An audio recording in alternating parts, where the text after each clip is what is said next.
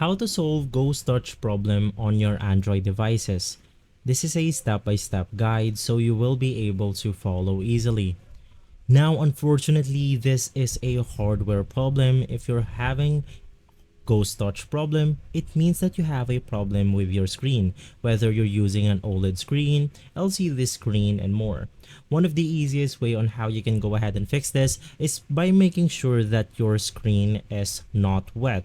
You can just go ahead and wipe it out with a dry cloth in order to make sure that nothing is being touched on your screen right here. Now, if that doesn't work, the only way on how you can go ahead and fix the problem is by heading over to your technician. Tell them what's the problem, and in that way, they will be able to change your screen or maybe go ahead and make a few adjustments in or out. So guys, if this video has been helpful for you, please consider by liking and subscribing. I'll make sure to see you again next time, and as always, thank you.